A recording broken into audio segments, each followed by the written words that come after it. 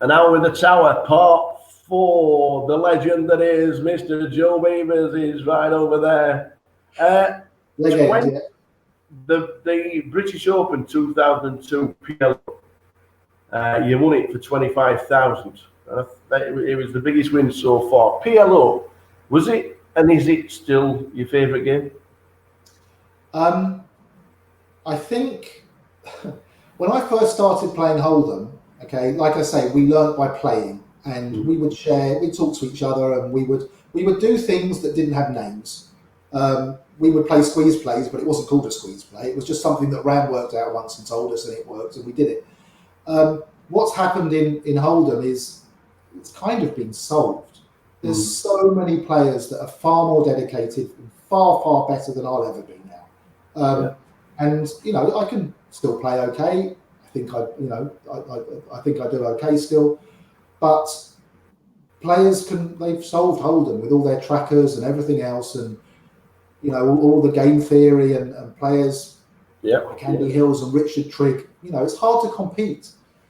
Whereas in Omaha, it's kind of like it used to be for me. People still make elementary mistakes. People still overvalue their hands. People still misplay from position.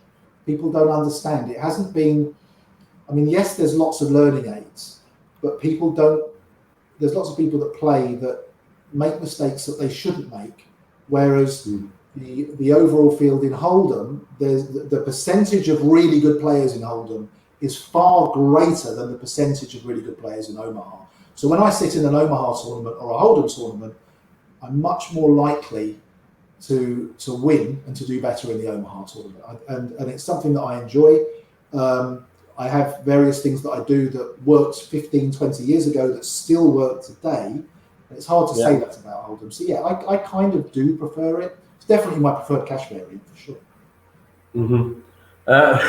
Moving on to the year after, I tell you what, 2003, you're talking about players that can't play Omaha.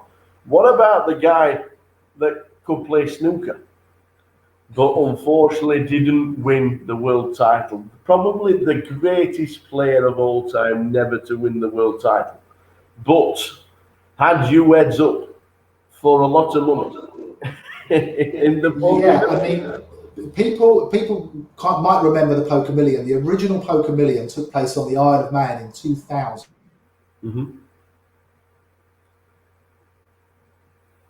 TV. It was actually, the final was actually done live.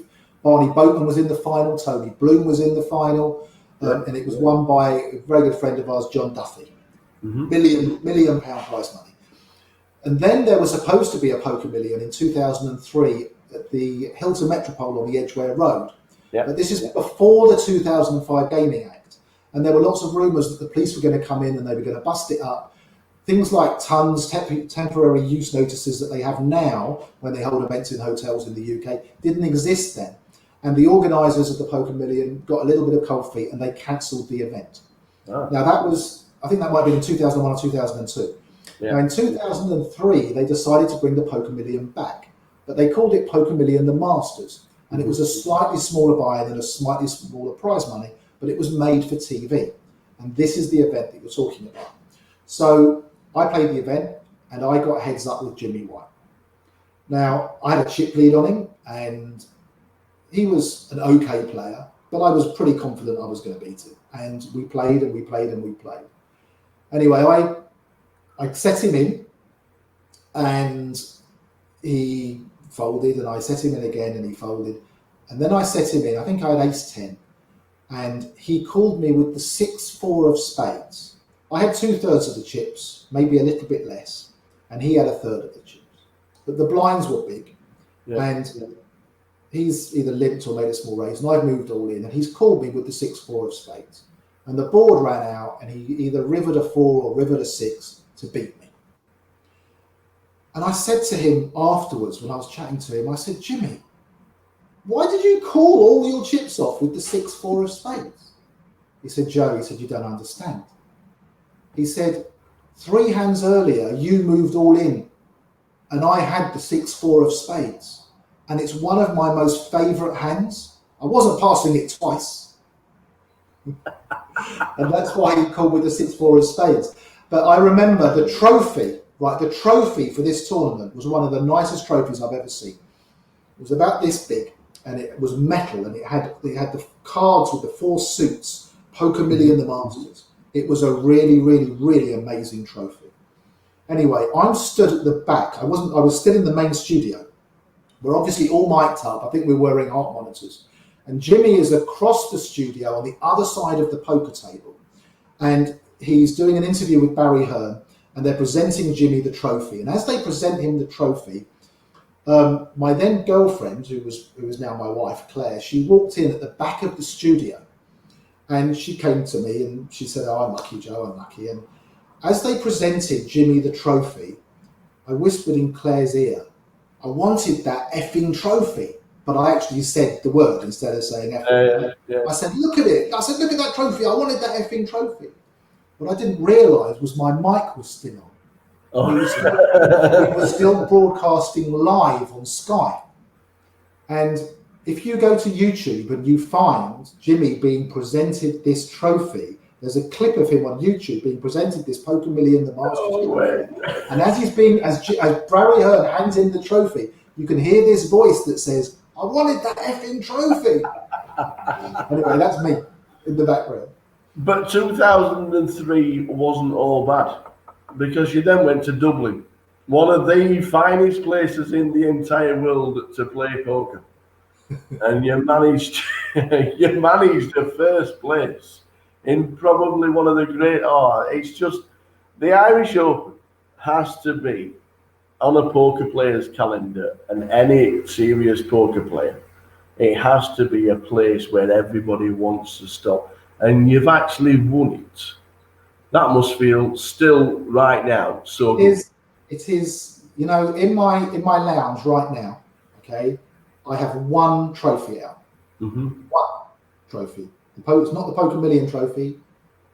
I remember Liam Flood presented it to me. It's a great big cut crystal decanter, really nice cut crystal decanter and 4 cut crystal glasses on a nice plinth.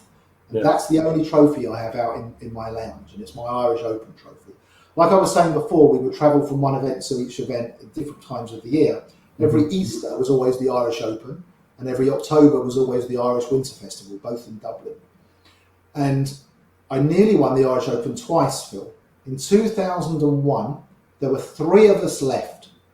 And I was playing with Paul, I can't remember his second name, and an Irish lady, another lady called Jennifer Hegarty. And Jennifer and I had over half the chips, 3-handed, in the 2001 Irish Open final. I got a bit unlucky. I won't bore you with the stories, but I got a bit unlucky. I remember Mickey Finn was watching, and he came up to me afterwards. He said, "Joe," he said, you were so unlucky not to win this tournament." And Jennifer Hegarty went on to win it. Jenny Hegarty, was an Irish grandmother. And for the next 20 years, well, not quite 20 years, for the next 10 years or so, Liam Flood, every time he saw me, would come up to me and remind me that I got beaten by an Irish grandmother. 2 years later, back on the Irish Open final table,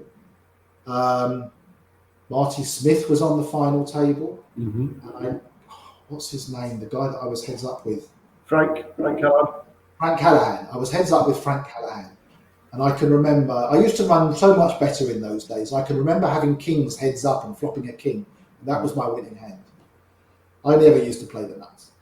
And yeah, that's kind of, I think that was, if I could choose to win one tournament, I think it would have been the Irish Open. And something else about that Irish Open actually is we actually did live coverage of the 2003 Irish Open on the Hendon Mob website.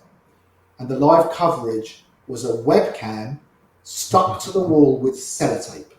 That was the first tournament that we ever did live coverage on. If you look down here, it's still the same.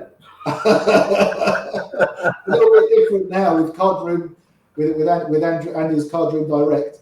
Technology has made the game so much better. Back with more of Tower, an hour with the Tower very shortly.